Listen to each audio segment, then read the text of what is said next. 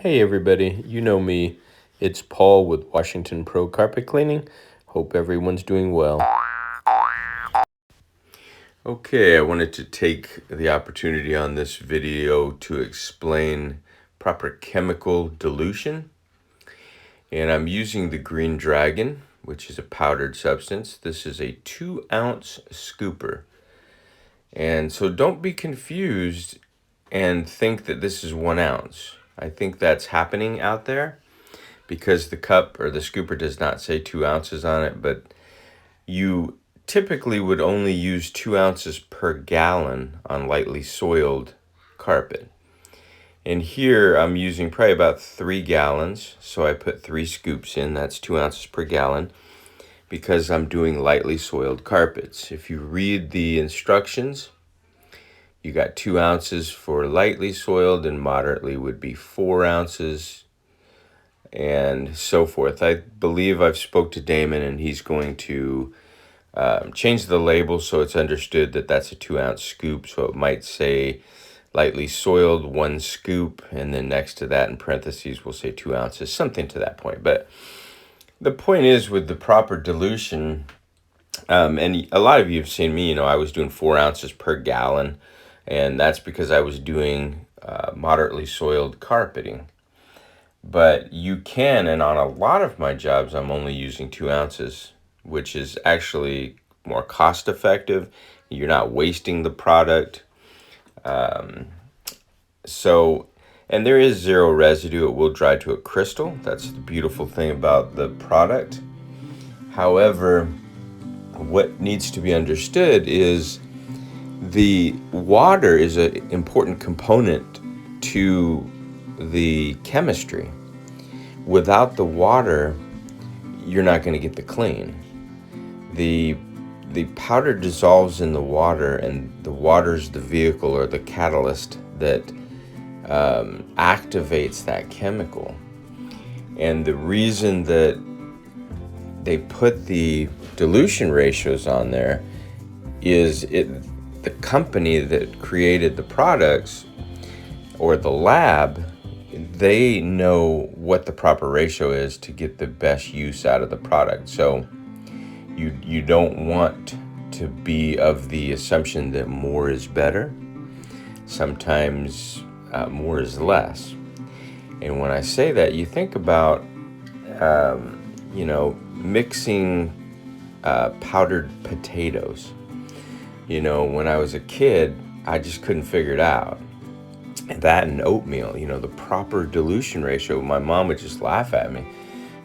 She would see that I either put too much water, and I had these really runny, soupy potatoes, or potato soup for that matter, or the oatmeal the same direction. Or if I used less water, it would get so thick it became almost like plasterboard, glue. It was so thick you could throw it against the wall and it would stick. So if you put too much of your chemical into not enough water, or vice versa, not enough water into the chemical to create the vehicle to activate your product, you're going to pollute or plug all of those channels within the water so that the activation can't happen. A lot of it will just probably float to the top or be so thick it won't have any room to do its job. I've seen this firsthand with sodium percarbonate, which is a powdered substance as well. It's basically the powdered version of hydrogen peroxide, where I've actually added too many scoops. They say 4 ounces to 6 ounces, I think, to a gallon is plenty for general cleaning. That'll probably give you about a 6% peroxide, which is similar to a lot of these guys use 20 volume peroxide, which is 6% peroxide, that you can purchase at Sally's Beauty Salon. I'm not sure about stabilizers or anything like that they put in there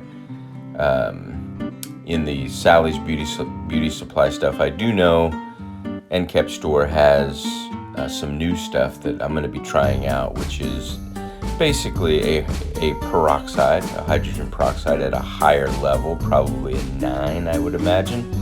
I'll find out. But there's also certain proprietary, or they may not be, I think all Damon's SDS sheets don't really show anything proprietary. He shows everything that's in the products, which is nice. Nice to have an SDS sheet as well. I know if you're someone who's mixing up your own concoction, that's fine. Most of the retail products, you could probably go online and find SDS sheets, but if someone ever asked what you were using, I would just have to show one SDS sheet or one website. They could take care of that. But with all those other products that some people are using, you're going to need to print out all those SDS sheets so that if something was to occur, allergic reactions, children get sick, breathing problems, whatever, you want to have the SDS sheets so that they can get the proper medical attention if needed. But anyway, back to my story with the sodium percarbonate. I was mixing it real heavy. I didn't understand. I couldn't find anything online how to mix it. And this has been a while back. I used to buy, big 5-gallon tubs of it from a company that used to be around when I was doing truck mount steam cleaning. And I would mix that stuff so heavy that it began not to produce the results I was looking at. For example, let's say I use a gallon and I put 16 to 20 ounces of the sodium percarbonate in there, which is probably running close to 12 to 14% peroxide, which can bleach carpets, can be dangerous. And I only used a gallon of water. You would see a lot of thick foaming on the surface. And that's the effervescent action that you want from the product. When I've been using Dragonfire for my pre-spray, and I'll mix up a decent amount to the spray bottle. I'm still working with that and testing what I want to, where I want the ratio to be. But what will happen is I'll spray a spot, and you'll get it's got oxygen in it, or sodium percarbonate, hydrogen peroxide. You'll see an effervescent action.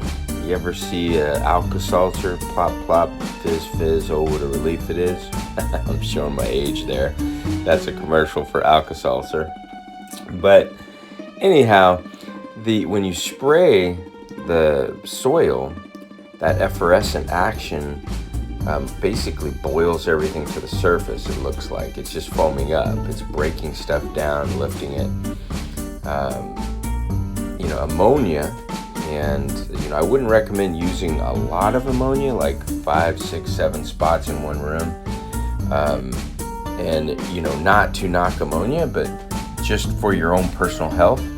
If you're gonna do that, just be careful. Open some windows and protect yourself, So the thing with ammonia is it's inert. Anything that's inert is basically a solvent.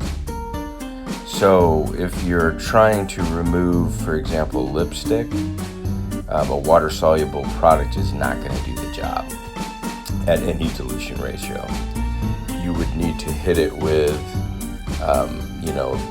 a product that's a solvent, either an ammonia or a isopropyl alcohol, or something that, goof off, something that is a solvent. And you could look online and research the proper chemistry for carpet cleaning, and just research water-soluble stains and research non-water soluble stains, and you'll see what they are. It's important.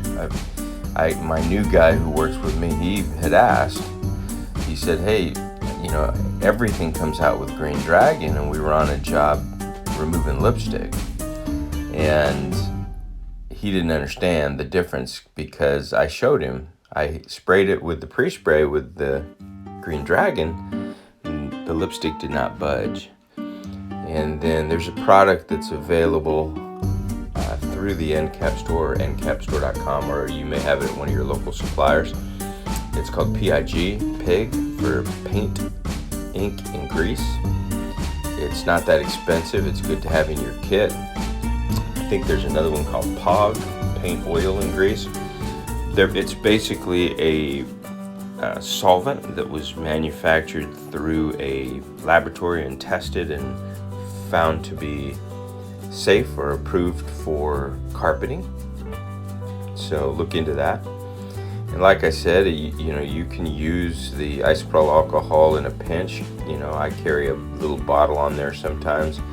I even carry a bottle of Windex, and the reason I carry Windex is I found that not the ammonia in the Windex, but the wetting agent will actually obliterate ink.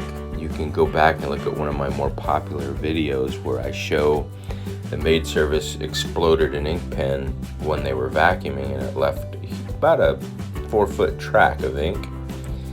And at that particular time, I didn't have any PIG on the truck, and I had the Windex.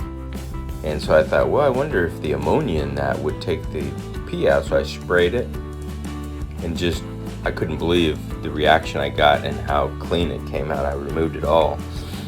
And so I researched the ingredients in there, and I come to find that the wetting agent was what was doing the job. So anyway, not to get off on a rant on these household products, but just be careful.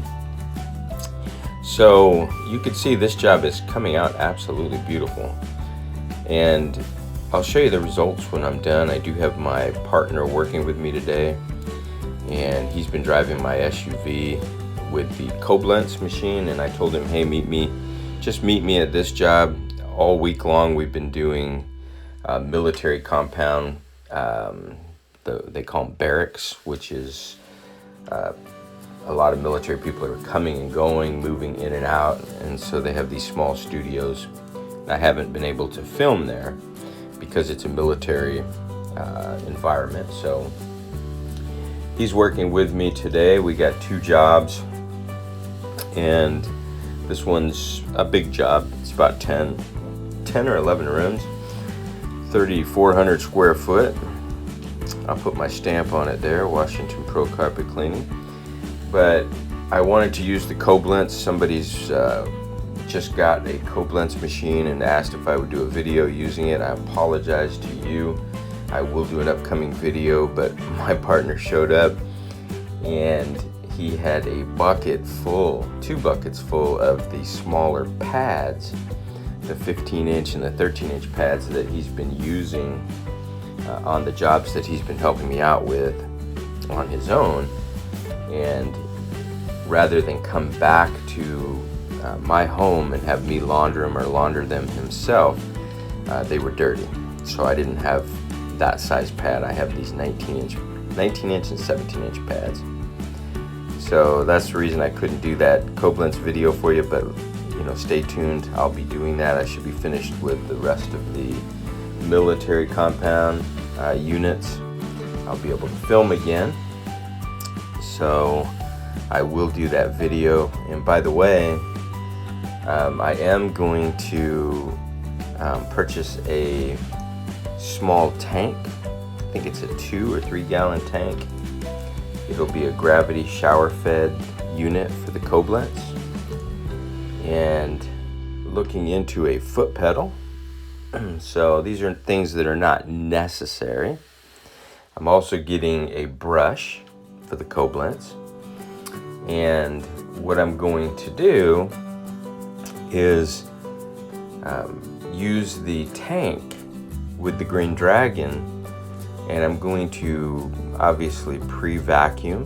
Get 70% of your soils are going to be dry particulate soils or stuff that will break apart, and then I'm going to shower feed with the brush the Green Dragon, basically shampooing it deeper into the lower regions of the carpets. I have been doing some plush carpets lately, and it's hard if you're a carpet cleaner to get your chemical down, into those regions, as well as get the soil to lift up, because if the solution is not penetrating the carpet, it's staying on the surface, and then you use just a pad, a non-aggressive pad, microfiber, or even the Iron Man's probably going to get a little deeper, but you'll end up just getting the surface dirt off, and then eventually the lower regions will start to reappear. So I'm going to try that out with the brush and the shower feed. So my method will be vacuum. I'll do a little pre-spotting, then I'll pre-shampoo. I'll skip the pre-spray. I'll shampoo it with the brush and the tank, and then I'll go back over it with an Iron Man pad like you see here. And the reason I like these Iron Man pads, a lot of people ask, if you take an Iron Man pad and it's 100% cotton, and you take something that's a poly blend, or say it's 50-50, it's part polyester or nylon or whatever, and part cotton, and you dip them both in a 5-gallon bucket of water and have an empty 5-gallon bucket next to those, wring out the Iron Man, and then wring in one bucket and wring out the other one that's a blend, and you'll notice that the cotton absorbed probably twice as much water as the poly blend. And the whole point of cleaning a carpet is to what? If this is what we're calling the extraction process, you need to have something that's going to absorb, because you're not sucking with a vacuum to pull that soil out. You're basically relying on the absorption of the pad, so you want maximum absorption. Yes, they probably won't last as long as a poly blend, but they'll get a better clean, happier customer. So there you go. Hope you liked the video. I did speed it up a little bit to control the time. I'll see you in my next episode.